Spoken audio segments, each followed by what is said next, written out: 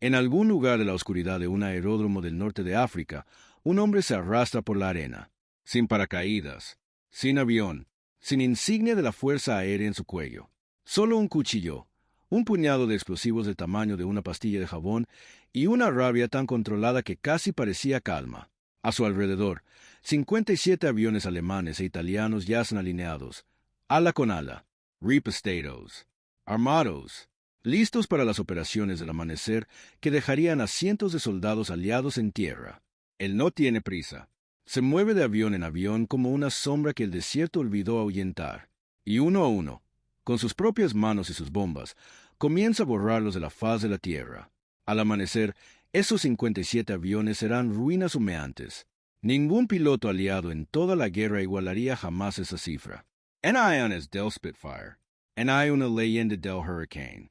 Ni el comandante de ala más célebre con medallas apiladas hasta la barbilla. El responsable no era piloto en absoluto. Era un jugador de rugby de Irlanda del Norte que había sido expulsado de una unidad de élite por ser demasiado peligroso para su propio bando, que estuvo a punto de ser sometido a un consejo de guerra antes de que la guerra comenzara oficialmente, y a quien los oficiales superiores describían en informes confidenciales como un hombre de agresividad incontrolable y temperamento inestable. Su nombre era Robert Blair Mayne. Pero todos los que lo conocían, tanto los que lo amaban como los que le temían, lo llamaban Paddy. Lo que Paddy Mayne logró en los desiertos del norte de África, en las montañas de Italia y en los bosques helados de Alemania, redefiniría por completo el concepto de guerra de operaciones especiales. Su historia sería enterrada, celebrada, silenciada y objeto de controversia durante décadas después de su muerte. 4 órdenes de servicio distinguido. Recomendado para la Cruz Victoria no una, sino 2 veces, recomendación que fue rechazada en ambas ocasiones en circunstancias que siguen siendo controvertidas hasta el día de hoy. Esta no es una historia sobre los pilotos que volaron. Esta es la historia del hombre que caminó. Para entender a Paddy Mayne, hay que entender el mundo en el que se desenvolvió.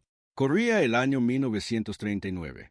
Gran Bretaña se movilizaba para una guerra que nadie creía que fuera a ser tan catastrófica como la anterior. El ejército profesional era una institución regida por la tradición, la jerarquía y un orden social cuidadosamente mantenido. Los oficiales provenían de las escuelas adecuadas. Los ascensos seguían los plazos establecidos. La cadena de mando no era meramente administrativa, sino teológica. En este mundo irrumpe un abogado de 24 años de Newton Arts, en el condado de Down, que mide 1,88 m descalzo, pesa 190 kilos de puro hueso y músculo, y que, el año anterior, había representado a los British and Irish Lions en una gira de rugby por Sudáfrica, jugando como segunda línea con una ferocidad de la que los equipos rivales todavía hablaban en voz baja y con cierto temor. Blair Mayne ya era reconocido como uno de los mejores jugadores de rugby de su generación. Era intelligent, genuinely intelligent. Leía con avidez. Podía recitar poesía de memoria. Se carteaba con escritores y artistas. Tenía una ternura con sus seres queridos que quienes solo veían la violencia jamás podrían comprender del todo. Pero poseía otra cualidad. Una cualidad que en tiempos de paz era una desventaja y en tiempos de guerra se convertiría en un arma. Sentía una indiferencia absoluta, total y casi serena ante peligro. No se trata de imprudencia, ni de bravuconería, ni de la valentía ostentosa de quienes buscan aparentar ser valientes. Algo más sutil e inquietante que todo eso. Una capacidad para funcionar con absoluta precisión en circunstancias que, en otros hombres, simplemente paralizaban la mente. Cuando ingresó como oficial en los Royal Ulster Rifles y posteriormente fue transferido a Comando Escocés número 11, quienes lo rodeaban lo notaron casi de inmediato. No era el hombre más ruidoso del grupo. De hecho, solía ser el más callado. Pero había algo en su forma de moverse, algo en la firmeza de su mirada, que hacía que los demás soldados se apartaran instintivamente. Luego llegó el incidente que definiría, y casi destruiría, su carrera militar antes de que hubiera comenzado oficialmente. Los detalles específicos varían según la versión que se crea, y en medio de la confusión de los rumores militares, esos detalles se han vuelto más dramáticos con cada relato. Pero la esencia no se discute. A principios de 1941, durante la estancia de la unidad en Oriente Medio, Blair Mayne golpeó a un oficial superior. Algunos relatos dicen que fue por una cuestión de disciplina. Otros sugieren que se trató de una disputa que se había estado gestando durante semanas. Algunos testigos insinúan que fue algo más personal, más basado en principios. una respuesta a lo que Mayne consideraba una profunda injusticia infligida a los hombres bajo su mando. Cualquiera que fuera la causa, el resultado fue inmediato. Fue arrestado, confinado a sus aposentos, enfrentando un consejo de guerra que podría haber puesto fin a su carrera militar por completo, posiblemente resultando en prisión. Aquí es donde la historia da uno de sus pequeños pero cruciales giros. Un joven capitán llamado David Sterling tuvo una idea, y necesitaba hombres para hacerla realidad. El contexto de esa idea es de suma importancia, porque sin comprender lo catastróficamente que se estaba desarrollando la guerra convencional en el norte de África a mediados de 1941, no se puede entender por qué alguien estaba dispuesto a escuchar a un teniente de la Guardia Escocesa que se había roto ambas piernas en un accidente de paracaidismo y aún se recuperaba en un hospital del Cairo, proponiendo un plan que la mayoría de los soldados profesionales consideraban una locura desde el punto de vista operativo. La situación en el desierto occidental durante el verano y el otoño de 1941 fue, en pocas palabras, un desastre de catástrofes sucesivas. El Afrika Korps, bajo el mando del mariscal de campo Erwin Rommel, había humillado repetidamente a las fuerzas británicas. Tobruk estaba sitiada. Babel había sido reemplazado por Auchinleck. El octavo ejército estaba siendo superado en combate, en estrategia, en la fría aritmética de blindados y logística, en superioridad numérica. Entre junio y noviembre de 1941, los británicos perdieron más de 800 tanques en el desierto occidental. Brigadas blindadas enteras fueron destruidas, reconstruidas y destruidas de nuevo. Pero el problema de fondo, el problema estructural, era la superioridad aérea. La Luftwaffe y la Regia Aeronáutica operaban desde una red de aeródromos repartidos por Libia y Egipto, realizando miles de incursiones que protegían las líneas de suministro de Rommel, bombardeaban las posiciones aliadas y derribaban los aviones de la RAF que intentaban disputar el control del espacio aéreo. Por cada tanque que el ejército británico desplegaba, la cobertura aérea enemiga podía neutralizarlo.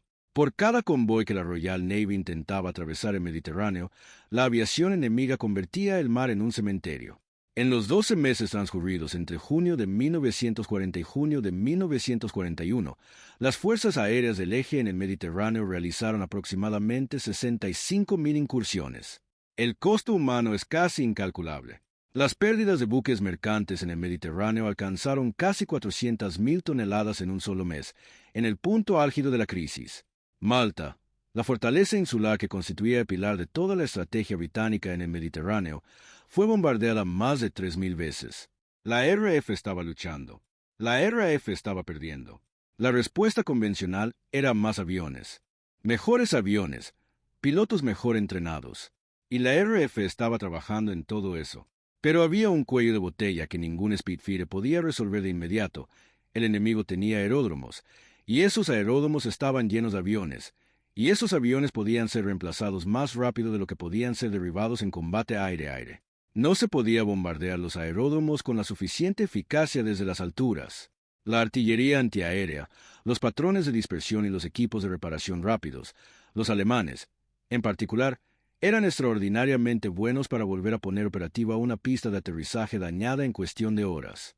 Lo que se necesitaba era enviar a alguien a esos aeródromos para que destruyera los aviones personalmente, uno por uno, sistemáticamente, quirúrgicamente, a altitud cero, en la oscuridad, antes de que nadie supiera que estaban allí.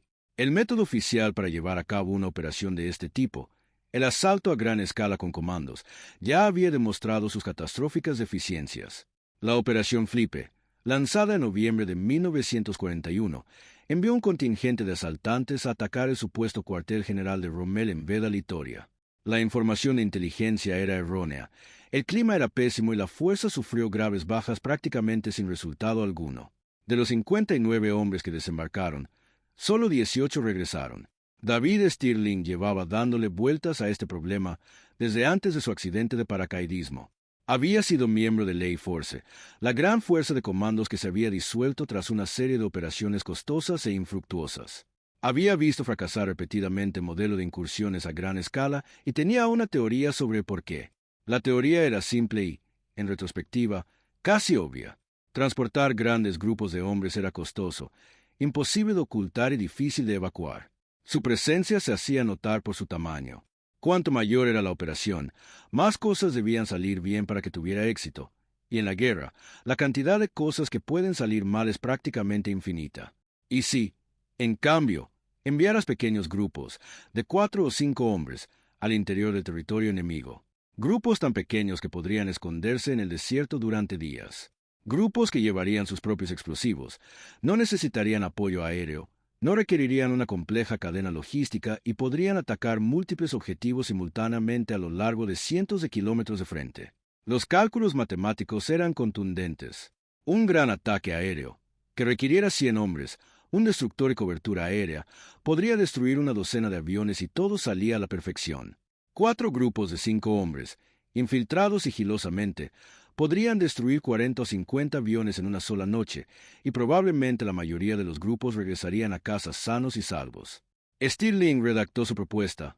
Literalmente salió del hospital a duras penas con muletas, se las ingenió para sortear varias capas de burocracia militar y, de alguna manera, logró que llegara a manos del adjunto del general Auchinleck, el mayor general Neil Retaille. Retaille lo leyó, y en lugar de tirarlo, se lo llevó arriba. El 13 de julio de 1941, la unidad que se convertiría en el primer servicio aéreo especial fue autorizada formalmente. Tenía un nombre en clave, un puñado de hombres, casi ningún equipo y un problema inmediato. Stirling necesitaba a los mejores soldados que pudiera encontrar. Hombres técnicamente competentes, físicamente extraordinarios, psicológicamente estables bajo una presión extrema y capaces de operar con un nivel de independencia que la cultura militar convencional simplemente no producía. Había oído hablar del hombre que estaba sentado en sus aposentos esperando un consejo de guerra. Entró por la puerta y se presentó. Lo que ocurrió después, en aquella primera conversación entre David Stirling y Blair Mayne, no está completamente documentado. Los testigos dejaron relatos parciales. El registro oficial es escaso. Lo que sabemos es que, cuando Stirling salió de la habitación, Mayne accedió a acompañarlo. El consejo de guerra fue archivado. Y así se formó una de las alianzas más trascendentales en la historia de las operaciones especiales. Pero no quedó claro de inmediato, ni siquiera para quienes los conocían a ambos, cómo funcionaría esa colaboración. Stirling era el artífice, el estratega político, el hombre capaz de encantar a un general y burlar a la burocracia. Comprendía los sistemas y sabía cómo explotarlos. Su carisma residía en la fuerza de ciertos líderes visionarios, el poder de una idea comunicada con absoluta convicción. Mayne era algo completamente distinto. No tenía encanto, no actuaba políticamente, no lo necesitaba. Su autoridad sobre los demás soldados no era jerárquica, no se basaba en el rango, la elocuencia ni la capacidad de presentar argumentos convincentes en una reunión de Estado Mayor. Era algo más primario. Era la autoridad de un hombre en quien los demás simplemente creían, de una manera profunda y silenciosa, que los mantendría con vida. Los soldados que se unieron al incipiente SAS, muchos de ellos, como Mayne, procedentes de las disueltas unidades Ley Force y Scottish Commando, no eran hombres comunes. Eran, casi sin excepción, personas que ya habían demostrado su valía en diversos contextos, que se habían ofrecido como voluntarios para un servicio difícil y peligroso, y que habían superado procesos de selección física y psicológica que eliminaban a la mayoría de los candidatos. Estos hombres miraron a Paddy Mayne y sintieron algo de lo que hablan los soldados, pero que rara vez explican con claridad. Sentían que, en su presencia, las probabilidades eran mayores.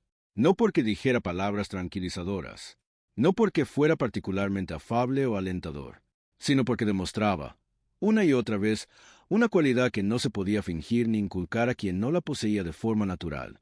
Bajo presión, se comportó de forma completa y absoluta como él mismo. El periodo de entrenamiento de lo que se convertiría en el destacamento L del SAS se llevó a cabo en el desierto cerca de Kabrit, una zona desolada de matorrales egipcios próxima al Gran Lago Amargo. Las condiciones eran brutales, el entrenamiento era implacable, y el programa inicial de paracaidismo, que se suponía que sería uno de los principales métodos de inserción de la unidad, resultó ser un desastre casi inmediato. Los paracaídas disponibles no eran los ideales. Las zonas de aterrizaje eran implacables. 2 hombres murieron durante saltos de entrenamiento en las primeras semanas de existencia de la unidad. Otros resultaron heridos de gravedad, lo que puso fin a sus carreras operativas antes incluso de empezar. Stirling no abandonó el concepto de paracaídas. pero comenzó a considerar más seriamente una alternativa que, en última instancia, definiría gran parte del éxito inicial del SAS, el Grupo de Largo Alcance del Desierto. Para entonces, el LRDG ya era una de las unidades militares más destacadas que existían.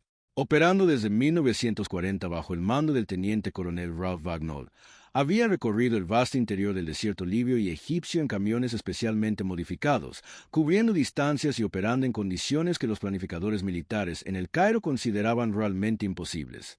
Habían trazado rutas a través del mar de arena. Habían realizado patrullas de reconocimiento profundo que abarcaban miles de kilómetros. Conocían el desierto como un marinero conoce el mar, no como un obstáculo que soportar, sino como un medio para ser interpretado. El plan resultante era elegante por su practicidad. El LRDG conduciría a los asaltantes del SAS hacia el interior del desierto, más allá del flanco sur de toda la línea defensiva del eje, dejándolos a tiro de piedra de sus objetivos.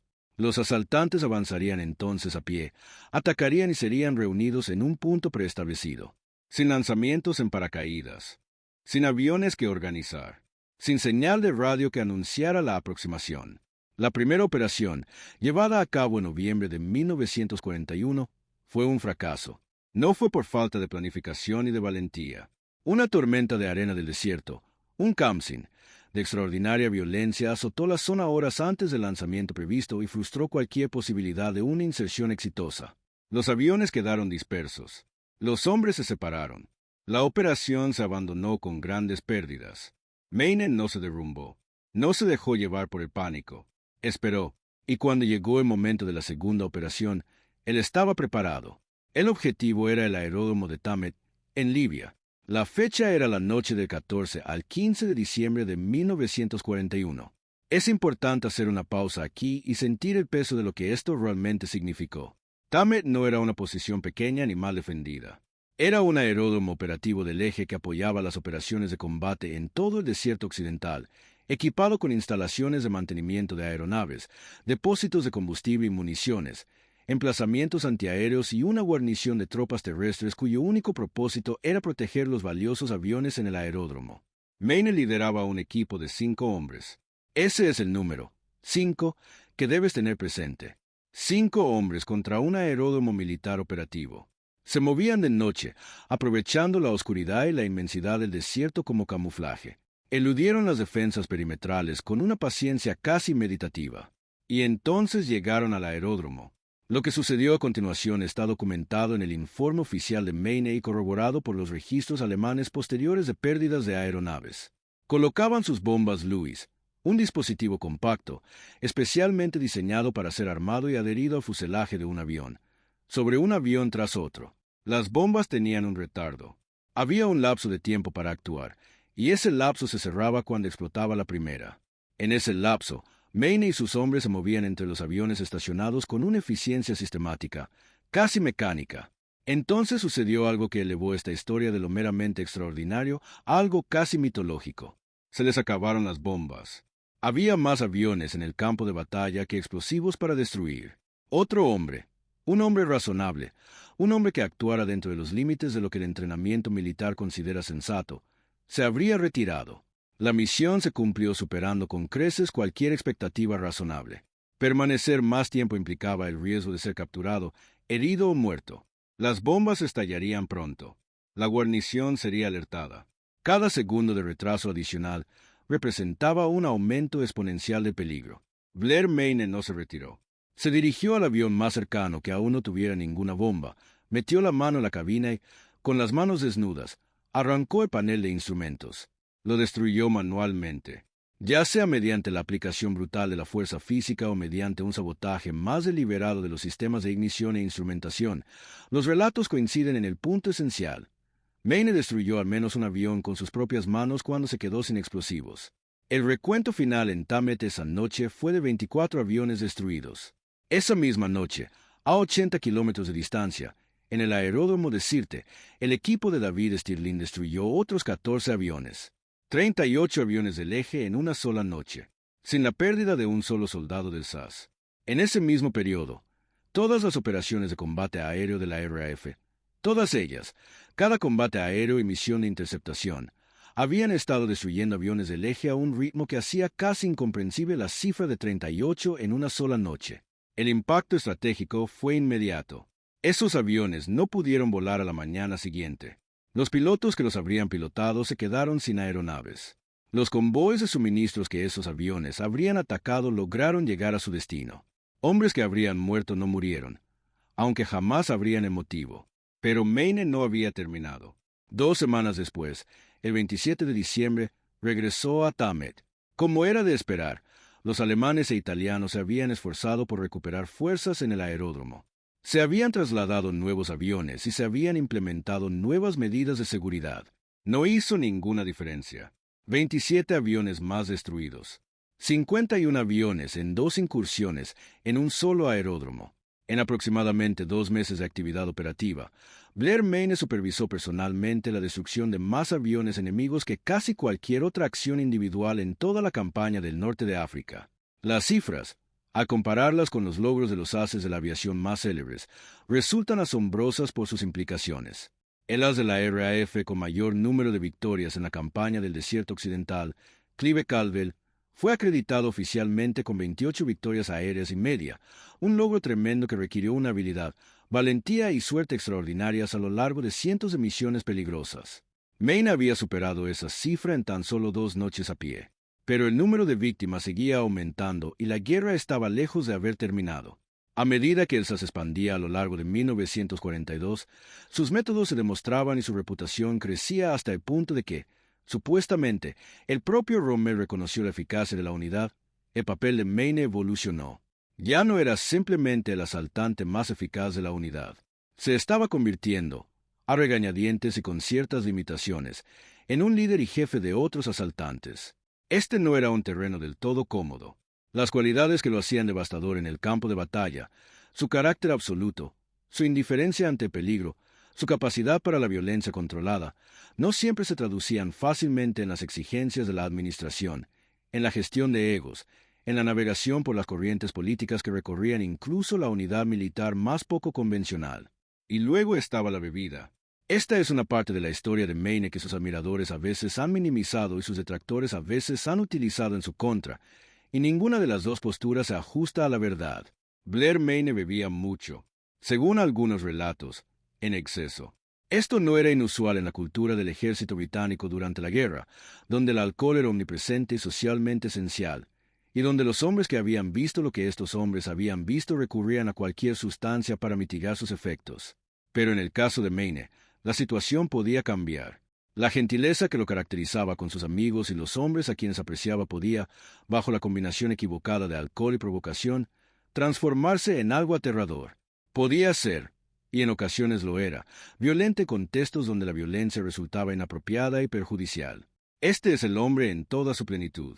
No un santo, no un monstruo, un ser humano con dones excepcionales y graves defectos, que opera al límite absoluto de lo que la guerra exige de una persona, durante años sin descanso. Y a pesar de todo, a pesar de la bebida, a través de la fricción con la autoridad, a través de las pérdidas que se acumulaban a medida que la unidad sufría bajas, y Maine veía como hombres a los que había entrenado, en los que confiaba y a los que cuidaba con su silencio característico, eran asesinados o capturados. A pesar de todo, siguió yendo al campo de batalla. Le ofrecieron puestos de oficina. Los rechazó o buscó maneras de evitarlos. Se le consideró para puestos que le habrían brindado seguridad y le habrían permitido aprovechar su experiencia en el entrenamiento de nuevos reclutas. No estaba interesado. Quería estar donde se libraba la batalla, no por imprudencia, no por autodestrucción, sino por algo que quienes lo conocían tenían dificultades para articular, pero que describían consistentemente en términos similares, la convicción de que se había que hacer algo peligroso, y él era capaz de hacerlo. Simplemente no era aceptable enviar a otra persona. El verano de 1942 llevó a Maine a Benghazi, a Fuka, a Sidi Anais. Los bombardeos continuaron. El número de aviones aumentó. Los métodos se perfeccionaron con la experiencia hasta convertirse en algo parecido a una doctrina operativa, aunque quienes los perfeccionaban se habrían reído de que se aplicara esa palabra a lo que estaban haciendo. En Sidi Anais, la noche del 26 de julio de 1942, el SAS llevó a cabo una de las operaciones más audaces de toda la campaña del norte de África. En lugar de avanzar a pie, se dirigieron directamente al aeródromo en una columna de jeeps. 18 vehículos, cada uno repleto de ametralladoras Vickers montadas en parejas. Recorrieron las filas de aviones estacionados en la oscuridad, disparando sin cesar, con balas trazadoras incendiando tanques de combustible, motores y cargas de munición, convirtiendo el aeródromo en una catástrofe constante de fuego y explosiones. 40 aviones destruidos en una sola pasada. La columna de jeeps simplemente se adentró en el desierto, llevándose consigo a sus heridos, bajas, teniendo en cuenta lo que acababan de hacer, y desapareció de nuevo en la inmensidad a la que habían venido. En términos de historia militar, fue una jugada maestra de lo que más tarde se denominaría guerra de maniobras aplicada a nivel táctico. Máximo efecto, mínima exposición. Atacar y desaparecer antes de que el enemigo pueda organizar una respuesta coherente. Según se cuenta, Rommel estaba furioso. Su equipo de inteligencia tenía la tarea de determinar el tamaño de la fuerza que había llevado a cabo la incursión. La estimación que presentaron estaba enormemente exagerada. La magnitud de la destrucción sugería una fuerza de asalto mucho mayor que 18 jeeps y los hombres que iban en ellos. Para cuando la campaña del norte de África concluyó en mayo de 1943 con la rendición final del eje en Túnez, Blair Mayne había participado personalmente en operaciones que destruyeron, según estimaciones conservadoras, entre 100 y 130 aviones enemigos. La cifra exacta es objeto de controversia, ya que diferentes fuentes utilizan distintas metodologías de conteo, pero el límite inferior de las estimaciones más fiables lo sitúa entre los destructores individuales de aviones enemigos más prolíficos de toda la guerra, independientemente de si se cuenta por pilotos en cabina o por personal en tierra. Tenía 28 años. La guerra en Europa lo llamó después, y Mayne respondió. Pero antes se produjo un cambio en la estructura de mando que definiría el resto de su carrera militar y, en retrospectiva, alteraría la trayectoria de su legado de maneras que no siempre fueron cómodas. David Stirling fue capturado en enero de 1943 durante una incursión en Túnez. Pasó el resto de la guerra como prisionero de los alemanes y finalmente terminó en el castillo de Colditz. Su captura fue un duro golpe, no solo por sus considerables habilidades, sino porque era el protector político de la unidad, el hombre que sabía desenvolverse en el Cairo y Londres, y que dominaba el lenguaje que entendían los generales y los políticos. Tras la marcha de Stirling, el mando de lo que ahora se había convertido en el primer regimiento traspasó a Blair Mayne. Según la valoración de quienes sirvieron bajo su mando, fue un líder de combate excepcional. La lealtad que inspiraba no era fingida, sino ganada, una y otra vez, en situaciones donde la diferencia entre la vida y la muerte dependía de la calidad de la decisión tomada por el responsable. Los soldados que sirvieron bajo el mando de Mayne hablaban de él con una intensidad que distaba mucho del respeto habitual que un soldado podría tener por un oficial competente. Recordaba sus nombres, todos, cada hombre de la unidad. Conocía sus situaciones familiares. Conocía sus fortalezas y quienes necesitaban un apoyo especial en determinadas circunstancias. Más allá de la violencia y los silencios, se mostraba genuinamente atento con los hombres a su cargo, algo que algunos oficiales mucho más sociables jamás lograron ser. Pero las dimensiones administrativas y políticas del mando regimental le resultaban realmente difíciles. No estaba preparado para el papeleo, las negociaciones burocráticas ni la gestión minuciosa de las relaciones con los altos mandos que requería ese nivel de mando. Encontró soluciones alternativas. Encontró personas capaces de realizar esas tareas y confió en ellas. Pero la fricción era real y, con el tiempo, generó una tensión con algunos miembros del alto mando que tendría consecuencias duraderas. Sicilia, Italia, las islas del Adriático, la Operación Overlord en Francia. Elsa estuvo presente en todas partes en 1943 y 1944, operando simultáneamente en múltiples frentes. La unidad se expandió y diversificó hasta el punto de estar compuesta por varios regimientos de diversas naciones. El historial operativo personal de Mayne durante este periodo es extraordinario por su coherencia. No era de los que enviaban a otros a hacer lo que él mismo no haría. Cuando la unidad realizaba incursiones, él participaba. Cuando la situación requería que alguien liderara desde el frente, en el sentido más literal y peligroso de la expresión, él estaba allí. La campaña italiana trajo consigo nuevos entornos y nuevos desafíos. El terreno montañoso reemplazó al desierto abierto.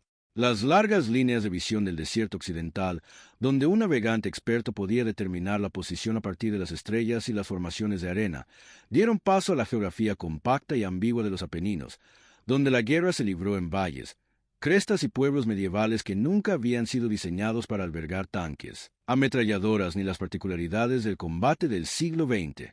Maine se adaptó. Esta fue quizás su cualidad militar menos valorada, no el valor intrínseco, que era evidente, sino la adaptabilidad. La capacidad de comprender un nuevo entorno y desarrollar métodos apropiados para él, rápidamente y sin la ayuda de una doctrina establecida, porque no existía una doctrina establecida para lo que hacía el SAS. En 1944, la guerra dio un giro. El desembarco de Normandía en junio de ese año abrió el capítulo final del conflicto europeo, y con él llegaron nuevos requisitos operativos para el SAS. Una profunda penetración en la Francia ocupada, el enlace con los movimientos de resistencia y la interrupción de las redes alemanas de suministro de comunicaciones en apoyo de los ejércitos aliados que avanzaban. Maine formó parte de todo aquello. Saltó en paracaídas sobre Francia. Colaboró con la resistencia francesa. Continuó demostrando la cualidad que había caracterizado toda su carrera militar, la capacidad de actuar con absoluta eficacia en las situaciones de mayor peligro e incertidumbre. Y entonces llegó abril de 1945. Las últimas semanas. Alemania desmoronándose. Las carreteras del noroeste de Alemania atascadas de unidades de la Wehrmacht en retirada, civiles desplazados, prisioneros liberados de campos cuya existencia era conocida, pero cuya realidad, la realidad física, sensorial y moral de estar dentro de ellos, golpeaba incluso a los soldados más experimentados como un puñetazo en el pecho. Y fue aquí, en los últimos días de la guerra, en un momento quizás menos célebre que los bombardeos aéreos, pero que sin duda revela más sobre quién era realmente Paddy Maine, cuando hizo lo que finalmente le valió la recomendación para la Cruz Victoria, la ciudad de Oldenburg. Los primeros días de abril de 1945, la columna del SAS había penetrado profundamente en Alemania, avanzando más rápido que el principal avance aliado, uniéndose a la resistencia alemana, liberando prisioneros y recabando información. La guerra terminaría en 5 semanas, aunque nadie lo sabía aún, y los alemanes que seguían luchando lo hacían con la desesperación particular de hombres a quienes se les había ordenado mantener posiciones que ya no tenían sentido estratégico, en defensa de un gobierno que ya no funcionaba, bajo una ideología que se estaba revelando tan monstruosa como sus peores adversarios siempre habían afirmado. La columna fue atacada. Un fuego intenso, preciso y devastador proveniente de posiciones alemanas que aún no habían recibido el mensaje que podría haberles convencido de que seguir resistiendo era inútil. Hubo heridos, hubo caídos, el avance se detuvo.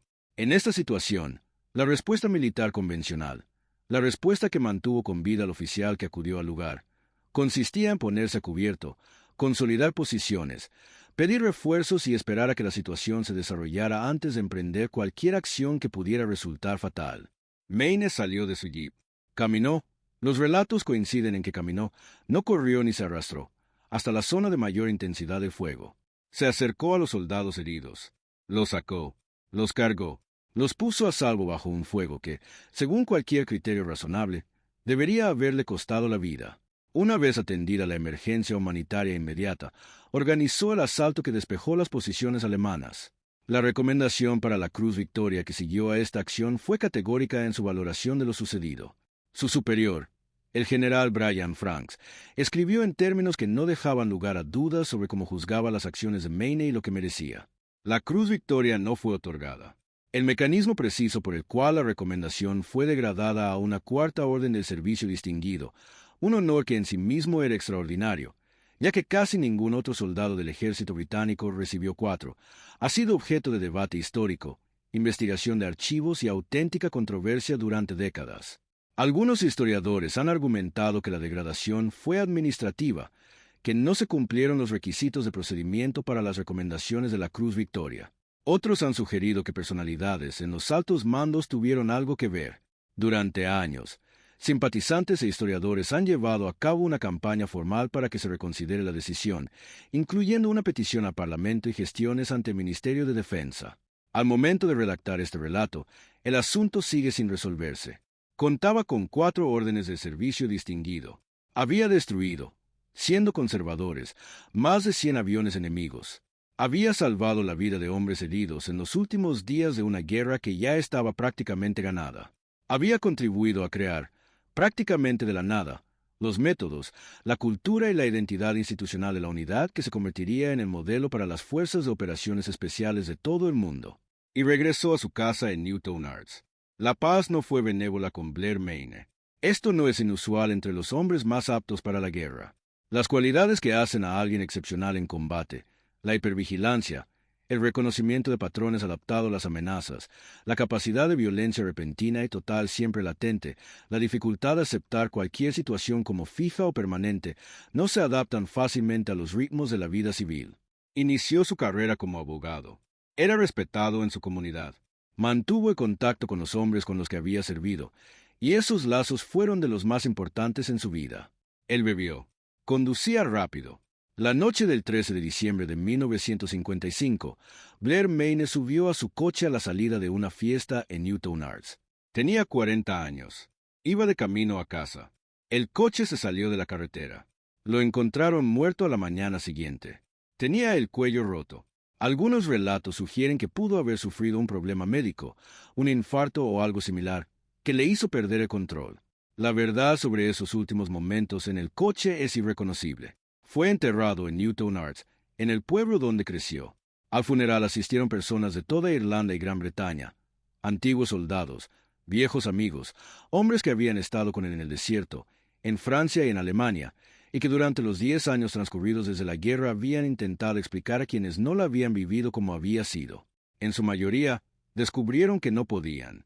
El legado de Blair Mayne no reside principalmente en los memoriales y monumentos, aunque estos existen.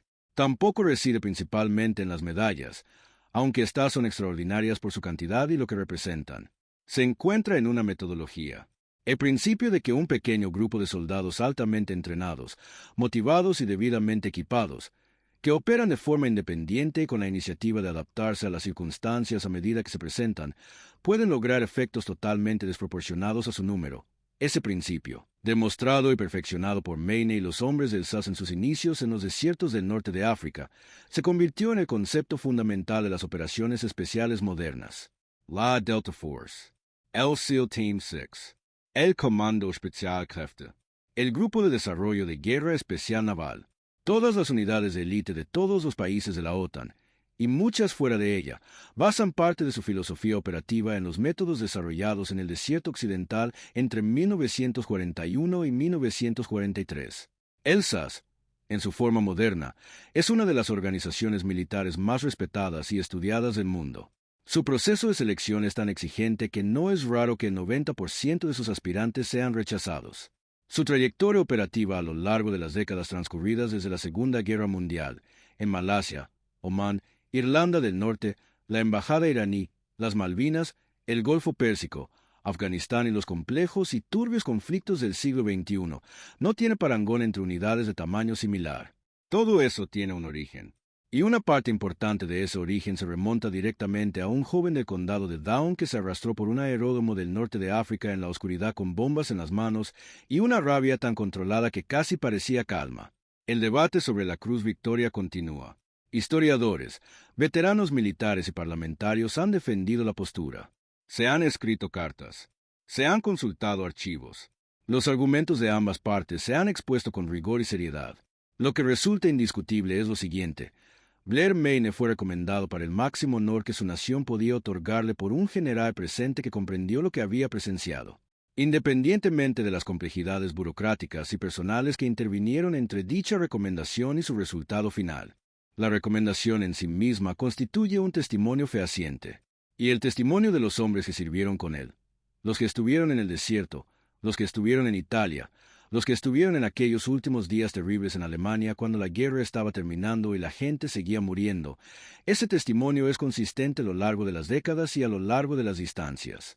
Dicen que cuando las cosas estaban en su punto más desesperado, cuando la situación era más imposible, cuando todo cálculo racional indicaba que el resultado ya estaba determinado y era malo, lo más reconfortante del mundo era mirar a un lado y ver a Paddy Mayne todavía en pie. Seguimos avanzando. Sigue siendo el mismo, completamente, absolutamente, sereno. Existe un tipo particular de valentía que se hace notar, que necesita ser vista, que se manifiesta ante un público, que extrae parte de su energía de la respuesta de la multitud. Y luego está el otro tipo, del tipo que funciona igual tanto si hay alguien mirando como si no, del tipo que no se produce por la adrenalina, ni por las expectativas públicas, ni por la presencia de cámaras, comandantes o la maquinaria del honor institucional. De ese tipo de persona que, en la oscuridad de un aeródromo del norte de África, con las bombas agotándose y los aviones aún allí parados, mete la mano desnuda en la cabina de un piloto. Porque hay un trabajo que hacer, y alguien tiene que hacerlo. Si esta historia te conmovió, si sentiste, aunque solo fuera por un instante, el peso de lo que significaba ser ese hombre en ese desierto, entonces ya entiendes por qué estas historias necesitan ser contadas. La historia está llena de hombres y mujeres como Blair Mayne, personas cuyas hazañas extraordinarias ocurrieron en la oscuridad y el polvo, lejos de las cámaras y los titulares, cuyas contribuciones moldearon el mundo en el que vivimos, pero cuyos nombres nunca aprendimos en la escuela. Si este video te ha conmovido, por favor, tómate un segundo para darle a me gusta. Es un gesto pequeño, pero realmente nos ayuda a llegar a personas que aún no conocen estas historias. Cada me gusta le indica al algoritmo que vale la pena compartir esta historia. Y cada vez la compartes, podrías lograr que alguien conozca este nombre por primera vez. Suscríbete a Historia de Batalla TV. Contamos estas historias porque alguien tiene que hacerlo. Porque Paddy Mayne y hombres y mujeres como merecen ser recordados. Cada semana volvemos a los archivos, a los documentos desclasificados, a los testimonios de quienes estuvieron allí y dejaron relatos que la mayoría de nosotros jamás hemos leído, y traemos esas historias aquí. Tenemos una pregunta para ustedes, y de verdad queremos saberla. Si pudieran hacerle una sola pregunta a Blair Mayne, sobre la guerra, sobre cómo se sintió, sobre esos momentos que nunca quedaron registrados oficialmente, ¿cuál sería? Déjenla en los comentarios.